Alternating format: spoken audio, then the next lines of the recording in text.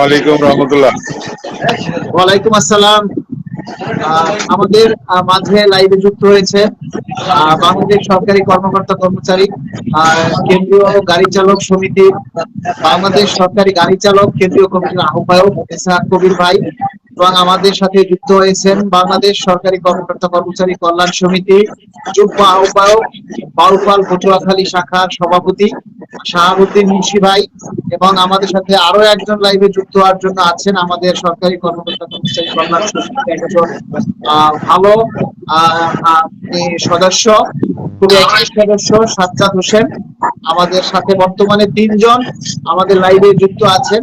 তবে আমি সবাইকে অনুরোধ করব, আপনার সামনের যে যদি কোনো এক্সট্রা সাউন্ড থাকে সেটাকে আপনারা অফ করে তারপরে কথা বলবেন।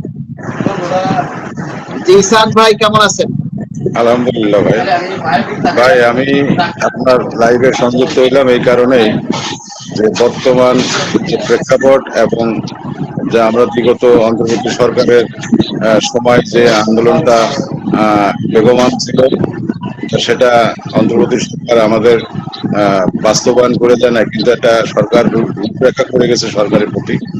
তো আমি মনে করি যে সকল কর্মকর্তা কর্মচারী এটা ভাবার চিন্তার বিষয় যে নতুন সরকার এখন আসছেন, আমাদের মাননীয় প্রধানমন্ত্রী মহোদয় জনাব তারেক রহমান সাহেব, উনি সচিবালয় কিছুদিন অফিস করতেছেন এবং উনি একটু পরিপাটিভাবে একটু গুছিয়ে নিয়ে এবং এরই মধ্যে অর্থ মন্ত্রণালয়ের অর্থমন্ত্রী মহোদয়ের সাথে সচিব পর্যায়ের সাথে এই আমাদের পে স্কেল নিয়ে ইতিমধ্যেই তারা আলোচনা করেছেন এবং আমার জানা মতে যে পে কমিশনের যে বাস্তবায়ন যেটা করার যে কমিটি, সে কমিটির সচিব পর্যায় মহোদয় ওনারা কাজ করে যাচ্ছেন। আমাদের এখন উচিত হবে যে বিগত অন্তর্বর্তী সরকারের আমলে আমরা যে আন্দোলনটা করেছি, এখন বর্তমান সরকারের প্রতি নতুন সরকার, সেই সরকার আমাদের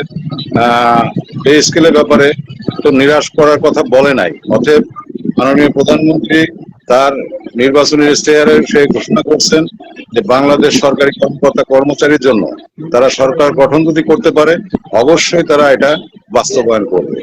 অতএব আমাদের এখন উচিত যে আমাদের যার যার থেকে মানে যে সংগঠনগুলো এবং মাননীয় প্রধানমন্ত্রীর সাথে মন্ত্রী পরিষদের সকল সদস্যর সাথে লিয়াজো করে আমাদের এটা বাস্তবায়ন কি করে হয়।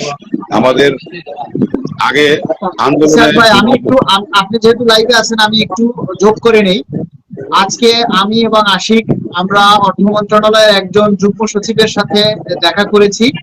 তিনি আমাদের আমাদের কথা খুব মনোযোগ দিয়ে শুনছেন এবং তিনি আমাদেরকে এই কথাটুকু বলেছেন যে বর্তমান সরকার পে স্কেলের ব্যাপারে পজিটিভ আছেন, তবে তারা একটু যাচাই বাছাই বা একটু পর্যালোচনা করে তারপরে হয়তো তারা একটা সিদ্ধান্ত দেবেন এবং পে স্কেল যেটাই কাজ হবে সেটা সংসদে আগে বাজেটে সংসদের অধিবেশনে পাশ হতে হবে, তারপরেই সেখানে আমাদের যে বরাদ্দটা রাখা হয়েছে পে স্কেলের জন্য সেটাও বরাদ্দ বিল আকারে পাশ করবে, তারপরে হয়তো তারা পে স্কেলের গেজেট করবে। তবে ওনার যেটা পরামর্শ, উনি আমাদেরকে ইন্টারনালি যে পরামর্শ দিয়েছে, এই মুহূর্তে কোনো কঠিন বা কোনো কর্মসূচি এটা শুভ মানে ফল বয়ে আনবে না। এবং যেটা বলেছেন সোশ্যাল মিডিয়াতে দাবির ব্যাপারে সবাইকে অ্যাক্টিভ থাকার জন্য উনি আমাদেরকে একটা পরামর্শ দিয়েছেন।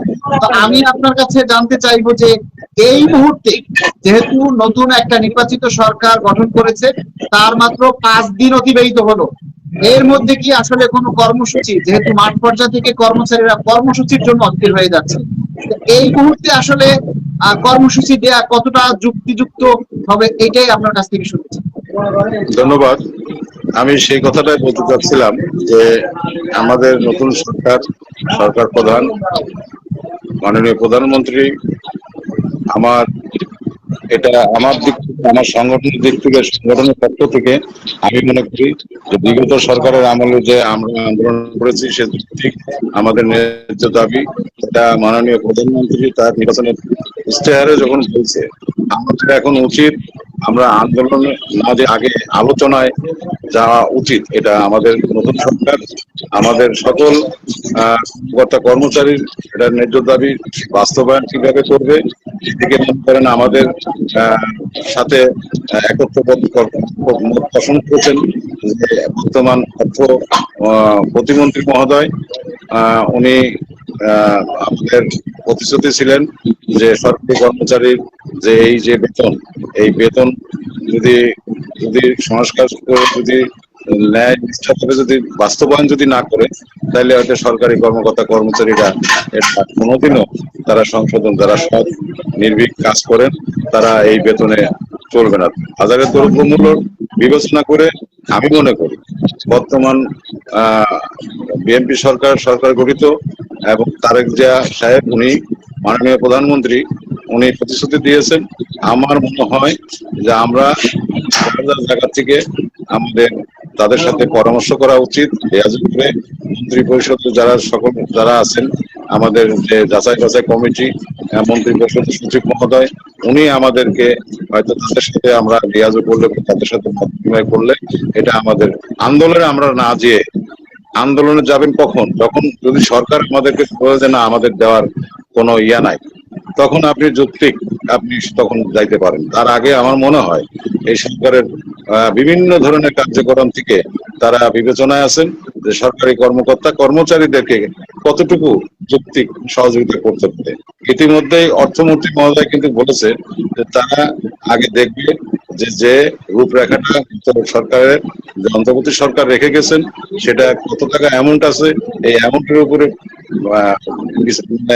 বিবেচনা করে হয়তো তারা আমাদেরকে কিছু, আমরা এই আশা করতে পারি যে আগামী জুন জুলাইয়ের ভিতরে এটা কার্যকর করার জন্য এই সরকার একটা সবাই সরকারি কর্মকর্তা কর্মচারীকে একটা সুখবর সুবার্তা দিবে।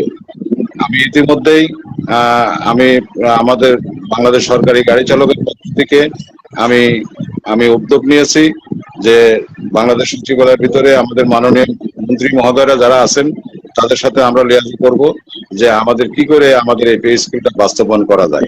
অতএব আমি মনে করি যে আন্দোলনে যাওয়ার আগে চিন্তা ভাবনা করে যাওয়া, কারণ অন্তর্বর্তী সরকার এবং 2019 সাল থেকে যারা আন্দোলন করে আসছে তাদেরকে আমি ধন্যবাদ জানাই যে আমাদের পে স্কেলের জন্যই আন্দোলন করে আসতেছে।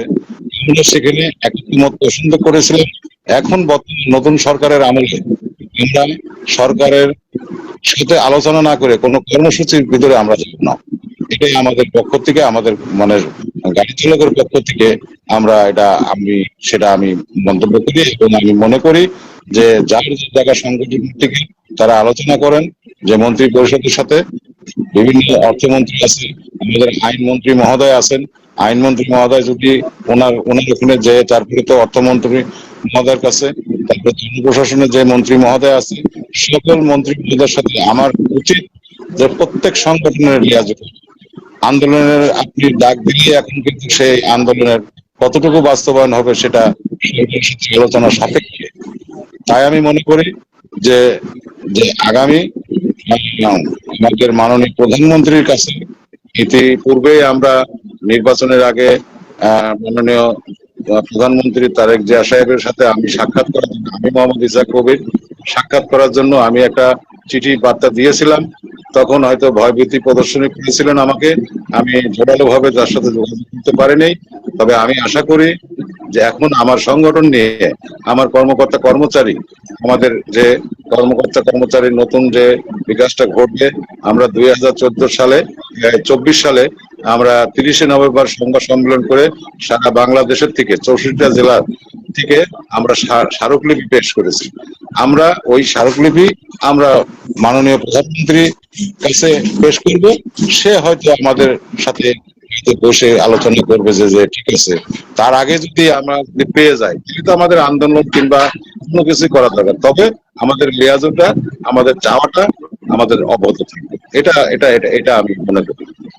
ধন্যবাদ মালেক ভাই, এবং আপনার মাধ্যমে আমি সকল কর্মকর্তা কর্মচারীকে বলবো যে ভাই আপনার আন্দোলন যাওয়ার আগে বর্তমান সরকার যে নতুন সরকার গঠন করেছে এবং তাদের সাথে আলোচনা সাপেক্ষে তারপরে চিন্তা করবেন যে আমি যৌক্তিকভাবে আমি যদি বঞ্চিত হয়ে যাই তাহলে